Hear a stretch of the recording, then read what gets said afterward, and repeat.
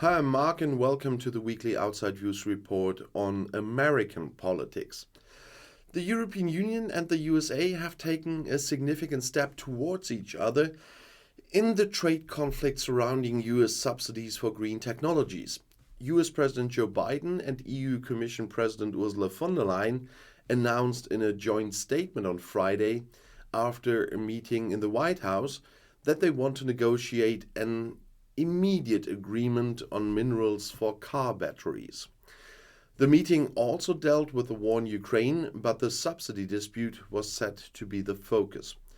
The background is that a US law that provides for billions in investments in climate protection and subsidies for US industry.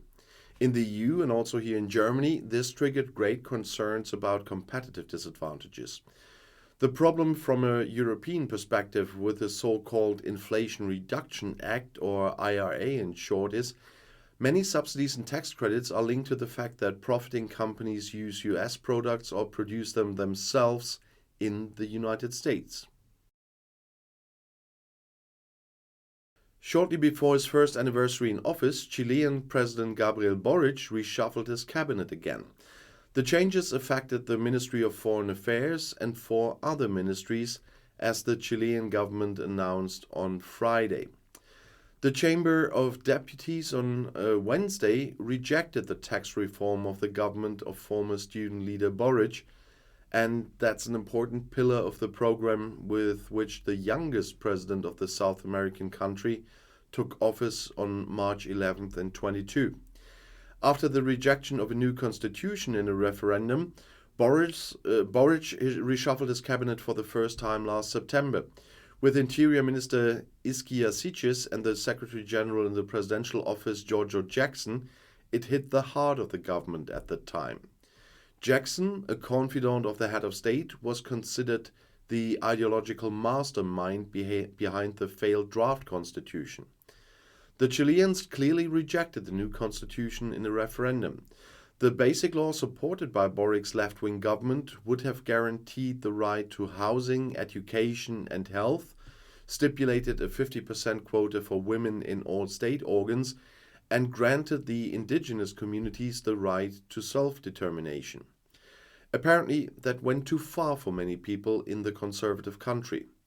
On Monday, a commission of experts began drafting a new constitution. The US economy created more jobs than expected in February. Outside of agriculture, 311,000 jobs have been added, as the Department of Labor announced on Friday in Washington. Analysts had expected an average of only 225,000 new jobs. However, the increase in employment in the 2 previous months was revised downwards by a total of 34,000 jobs. The labor market has recently shown itself to be very robust.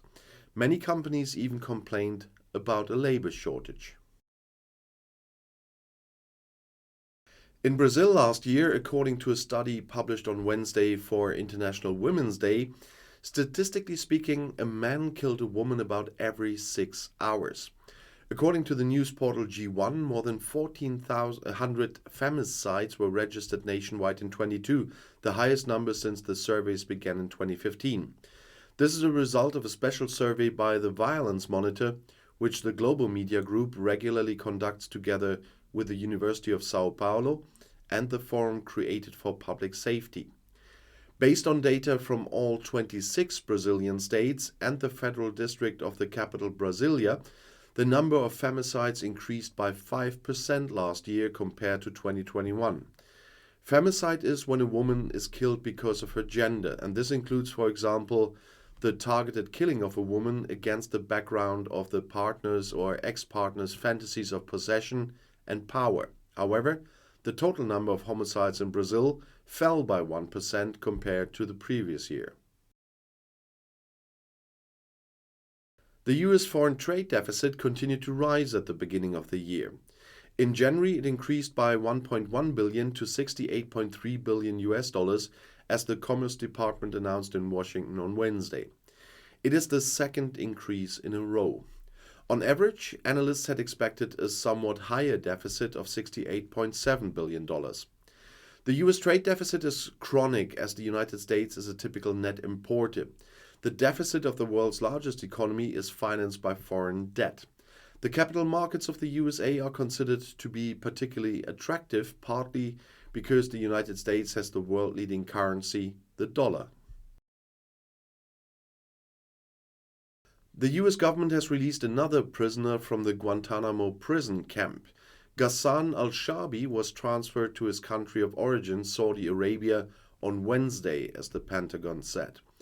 According to information from the human rights organization Human Rights Watch, Shabi was arrested on March 28 in 2002 in Faisalabad in Pakistan. 3 months later, he was taken to Guantanamo, as the New York Times reported. The qualified engineer was suspected of having built bombs for the terrorist militia Al-Qaeda. However, he was never convicted. For the United States, al-Shabi was of particular interest because he attended a flight school in Phoenix, Arizona, with 2 of the attackers of September 11th of 2001. According to the Pentagon, after al-Shabi's release, there are now 31 prisoners in the controversial prison camp in Cuba.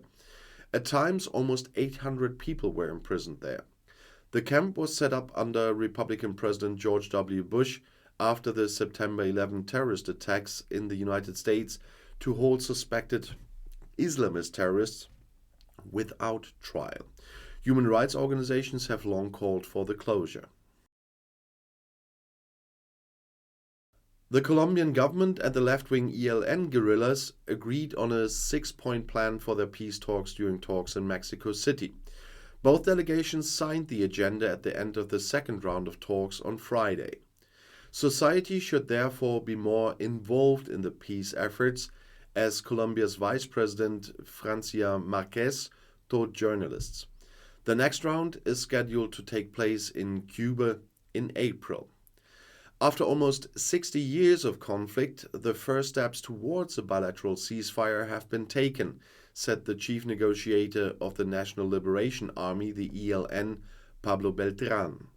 The agreement provides guarantees for the political involvement of the guerrillas. The Marxist-Leninist ELN has around 5,000 fighters. The 6 items on the agenda are community participation, democracy, transformations for peace, sacrifice, end of conflict, and implementation.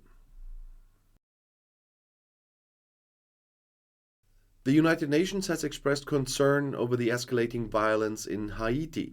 Since last October, gang members have created a climate of terror in the Artibonite Valley and shot at least 69 people.